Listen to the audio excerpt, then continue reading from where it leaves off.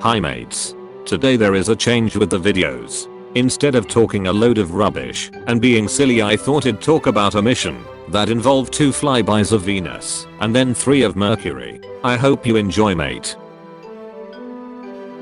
So the spacecraft I had in mind is the Mariner 10 spacecraft. Boeing finished building the Mariner 10 at the end of June 1973 and launched on November 3, 1973. The planned gravity-assisted Venus made it feasible to use an Atlas Centaur rocket instead of a more powerful but more expensive Titan IIIC. Launch posed one of the largest risks of failure for the Mariner missions. Also, this was the first spacecraft to make use of an interplanetary gravitational slingshot maneuver. Mission Mariner 1, Mariner 3, and Mariner 8 all failed minutes after liftoff due to either engineering failures or Atlas rocket malfunctions. NASA chose November 3 as the launch date because it would optimize imaging conditions when the spacecraft arrived at Mercury. The Atlas stage burned for around 4 minutes, after which it was jettisoned, and the Centaur stage took over for an additional 5 minutes. This propelled Mariner 10 to a parking orbit. The temporary orbit took the spacecraft 1/3 of the distance around Earth. This maneuver was needed to reach the correct spot for a second burn by the Centaur engines, which set Mariner 10 on a path towards Venus. Never before had a planetary mission depended upon 2 separate rocket burns during the launch, and even with Mariner 10, scientists initially viewed the maneuver as too risky.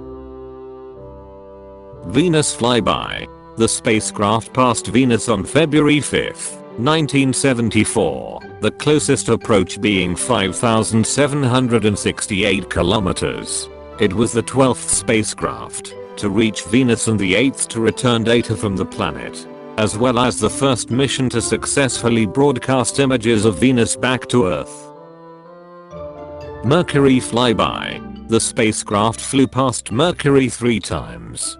The first Mercury encounter took place on March 29, 1974, at a range of 703 kilometers, 437 miles, passing on the shadow side. After looping once around the Sun, while Mercury completed 2 orbits, Mariner 10 flew by Mercury again on September 21, 1974, at a more distant range of 48,069 kilometers. 29,869 miles, below the southern hemisphere. After losing roll control in October 1974, a third and final encounter, the closest to Mercury, took place on March 16, 1975, at a range of 327 kilometers, 203 miles, passing almost over the North Pole. During its flyby of Venus, Mariner 10 discovered evidence of rotating clouds and a very weak magnetic field. Owing to the geometry of its orbit, its orbital period was almost exactly twice Mercury's. The same side of Mercury was sunlit each time, so it was only able to map 40 to 45% of Mercury's surface, taking over 2,800 photos. It revealed a more or less moon-like surface. With its maneuvering gas just about exhausted, Mariner 10 started another orbit of the Sun. Engineering tests were continued until March 24, 1975. Commands were then sent to the spacecraft to turn off its transmitter, and radio signals to Earth ceased. Mariner 10 is presumably still orbiting the Sun, although its electronics have probably been damaged by the Sun's radiation. Mariner 10 has not been spotted or tracked from Earth since it stopped transmitting.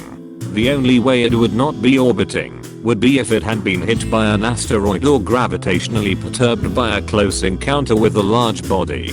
Both of these occurrences are extremely unlikely, so it is assumed to still be in orbit.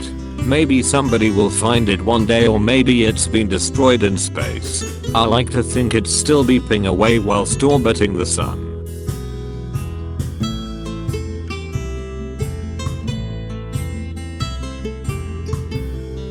If you prefer this to my other KSP videos, leave a like, a comment, your thoughts, and maybe I'll stick to these videos.